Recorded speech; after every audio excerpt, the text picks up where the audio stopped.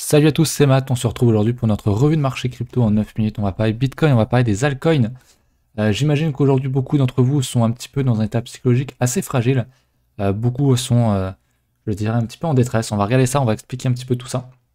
Mais avant de commencer, on va regarder vite fait, je fais un petit rappel pour les nouveaux de la chaîne. Il y a un lexique de trading dans la description. Il y a des termes que je vais utiliser que vous êtes susceptibles de ne pas comprendre. Donc allez checker ça, il y a de fortes chances pour que ce soit inscrit là-dedans.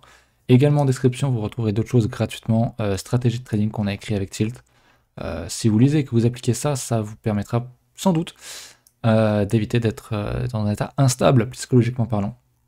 Donc voilà, allez checker ça. Il y a d'autres ressources également en description. Il y a d'autres documents. Il y a également le Discord si vous voulez venir rejoindre la communauté. Il n'y a pas de problème. Bitcoin. Alors, en hebdomadaire, concrètement, il se passe pas grand-chose. On est plutôt, je dirais, dans un range. Finalement, on est dans un espèce de gros range comme ceci. Donc oui, il y a un petit peu de volatilité, oui, ça saigne sur les alts, oui, ça saigne sur Bitcoin, mais ça saigne est à prendre avec des pincettes, puisque bon, je veux dire, on a commencé le début de l'année, enfin il y a même pas début de l'année, la crise Covid était là. Aujourd'hui dans le monde, on est encore dans une sacrée crise à cause du Covid, et finalement on est quand même très haut niveau prix. On est dans un mouvement qui est parabolique, donc on corrige un petit peu, il n'y a pas le feu non plus, on n'entre pas dans un bear market non plus, il nous faut beaucoup plus que ça pour parler de bear market. Là, on corrige simplement, c'est un marché haussier, il corrige de temps en temps, c'est voilà. Les marchés financiers ne peuvent pas monter en ligne droite comme ça, ils ne peuvent pas faire que ça tout le temps. Ce serait trop facile, il faut de temps en temps corriger. Pour faire peur aux faibles, pour faire peur à ceux qui ne savent pas exposer leurs risques, à ceux qui ne savent pas gérer leurs émotions et leurs positions. Donc ouais, il faut monter en escalier, entre guillemets, faire peur et remonter derrière sans les personnes qui ont vendu le bottom. Et actuellement, c'est ce que je vois. Bon, on n'est pas étonné non plus avec Tilt, on va regarder du coup notre daily.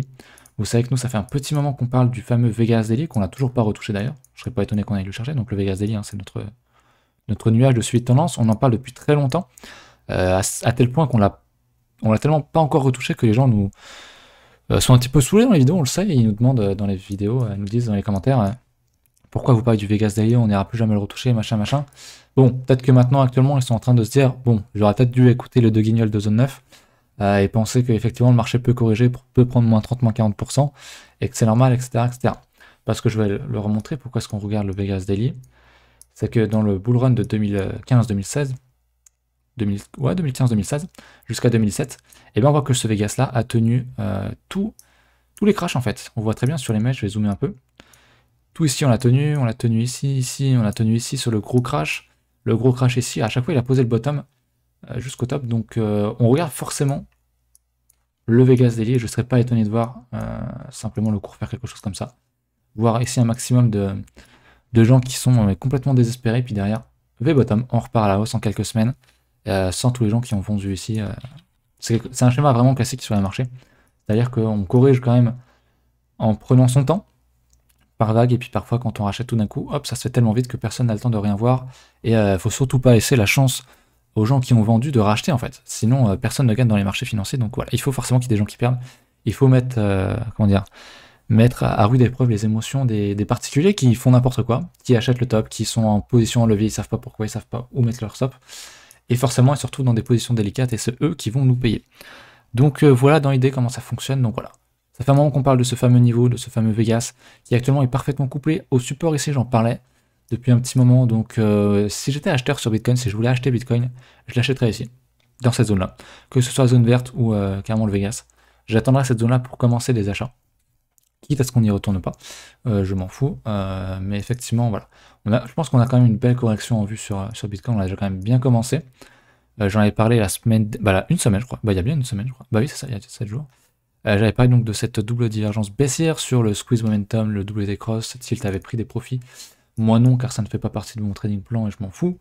Puisque je veux dire, il n'y a aucun problème de mon côté. Je sais que sur le Discord, ça se voit, il y a beaucoup de gens qui sont dans le mal. Je vois sur Twitter, sur d'autres communautés, que les gens cherchent à tout prix à expliquer la chute du Bitcoin, pourquoi ça descend, quelle est la news qui fait ça. Il n'y a aucune news, il faut arrêter avec ça. Le marché monte, le marché descend, c'est comme ça. Ce qu'on voit là non plus, c'est pas non plus phénoménal, je veux dire. Cette baisse-là, quand tu regardes par rapport aux autres, concrètement, qu'est-ce qui se passe? Rien du tout, c'est une correction normale de marché. On a pris actuellement que moins 20%, hein. Moins 25%. Si on compare à 2017, on a pris moins 30 à moins 40%. Donc ouais, voilà, à moins 37%, ça me paraîtrait pas débile du tout. si on veut comparer ça à 2017. Je voyais beaucoup de gens aussi dire que jamais on ne corrigerait, car maintenant dans Bitcoin il y a les institutionnels pour soutenir le cours. Ça aussi c'est une belle connerie, ça ne veut rien dire qu'il y ait des institutionnels ou pas. Je veux dire, sur le cours ça changera rien. Le cours va monter, le cours va descendre, parce que justement s'il y a des institutionnels, ils ont besoin de beaucoup de liquidités pour gagner de l'argent, et donc ils ont besoin qu'il y ait des gens qui se fassent niquer. Et c'est comme ça. Je veux dire, le marché où il y a des institutions, le marché des stocks, le marché des indices, des commodities, et il y a des crashs tout le temps en fait, il y a des corrections tout le temps, donc cet argument ne tient pas, ça ne veut rien dire. C'est vraiment le réflexe des débutants qui cherchent à expliquer pourquoi est-ce qu'ils sont dans la merde, et plutôt, comment dire, ils cherchent à remettre la faute sur les autres, et pas sur leur propre action. Donc si vous êtes actuellement en PLS, si le marché tombe et que vous êtes en PLS, comprenez bien que c'est votre faute, que vous avez fait de la merde quelque part, et essayez de comprendre où est-ce que vous avez fait de la merde, est-ce que vous avez trop misé, est-ce que vous n'avez pas acheté à bon prix, est-ce que vous aurez dû mettre un stop loss ici ou là, comment est-ce que vous aurez dû agir pour ne pas être en PLS actuellement. C'est la vraie question qu'il faut se poser, et pas putain c'est à cause de Biden qui a dit un truc, ou putain c'est à cause de Elon Musk qui a troll sur Twitter. Non, ça n'a rien à voir, le marché ne tombe pas ou ne monte pas à cause ou grâce à Elon Musk, comme on peut lire tous les jours sur Twitter. Bref, encore une fois c'est quelque chose de normal, je pense qu'on peut vraiment aller chercher un niveau encore plus bas. On va checker vite fait, j'avais tracé cette extension là, donc c'est vraiment les premiers niveaux que je chercherai à acheter, en tout cas à prendre des profits si j'étais short. On l'avait vu sur Discord rapidement, on c'était plus sur du heure, pas sur du H4, mais on avait un triangle baissier ici, dans une tendance baissière, donc la sortie était baissière statistiquement, ça commence à plutôt bien payer, même si on n'a pas encore touché je pense les targets théoriques.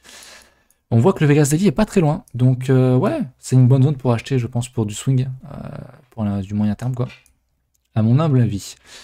Tac tac tac, qu'est-ce qu'on pourrait regarder d'autre? Au niveau des fundings, on est quand même relativement plat sur BitMEX, donc c'est pas mal. On a calmé un petit peu le moteur, on a refroidi un petit peu tout ça, donc voilà. J'aimerais quand même nous voir dans un funding négatif, c'est-à-dire que des gens seraient prêts à payer cher, à payer des frais pour tenir leur position à la vente, car si tout le monde vend, donc il y a un FOMO à la vente, c'est que bah on aurait potentiellement un plus bas. Comme on l'avait vu, je crois que c'était ici. Ici, on avait un funding qui était très bearish. Parce que tout le monde était en train de paniquer à la vente, donc forcément si tout le monde paniquait à la vente, il y a énormément de liquidités à la hausse, et les market makers ont tout intérêt à faire remonter le cours, à piéger tous ces gens-là, et puis à faire de l'argent en haut. Et là c'était l'inverse, hein, tout le monde était à l'achat, donc forcément le cours tombe. C'est évident, donc voilà. Encore une fois, je vais pas réexpliquer tout ça, on en reparlera plus tard sans doute.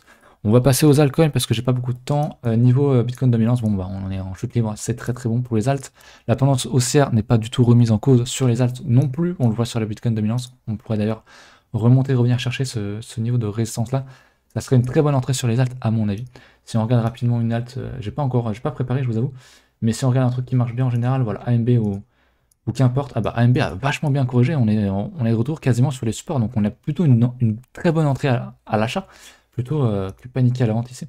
Je voulais voir le WTC qui est souvent dans le même cas, bah c'est pareil, il nous fait une belle correction, je pense que si on est en daily, on est dans le Vegas Daily, donc c'est typiquement une très bonne entrée ici, on voit que ça commence à bien mécher, il y a pas mal de gens qui cherchent à acheter ça. Donc toutes les altes sont quand même assez intéressantes, approche à des prix intéressants pour acheter, je pense. On a parlé de la dominance, je voulais regarder vite fait un dernier truc, le total 2. Donc il y a le market cap des altcoins, qui corrige légèrement aussi, la tendance reste largement haussière hein, quand on voit le market cap des alts. Je veux dire, on a un petit peu de rouge actuellement, mais tant qu'on ne repasse pas en dessous de ce niveau-là, pour moi, il n'y a pas du tout de quoi s'inquiéter. La target est encore très haute. C'est normal qu'on corrige, c'est normal qu'on monte. On aura des moments d'euphorie, on aura des moments de panique. Enfin, si les gens font n'importe quoi, il y aura des moments de panique. Donc, ouais, c'est... Putain, un Bitcoin Diamond, le petit Gaulois qui résiste, ça fait plaisir. Je sais pas trop quelle gueule il a. Bon, il est quand même dans le rouge, mais ouais, il y avait des bonnes opportunités à acheter, je pense, sur les alts. Et c'est quand tout le monde a peur que les opportunités à l'achat sont les meilleures. Donc voilà, encore une fois, pour moi, il n'y a pas de panique. Tant qu'on ne casse pas le Vegas Daily, tant qu'on ne casse pas le niveau des 30 000 ici, le plus bas des 30 000, la tendance haussière ne sera pas remise en cause.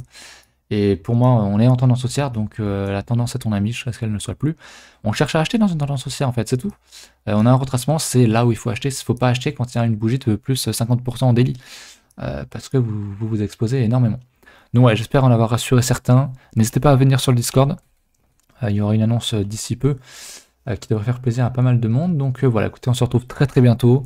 Je vous dis à très bientôt. Prochaine vidéo, c'est demain, c'est Tilt, pour une vidéo sur les alts. On se retrouve demain, du coup, allez, salut!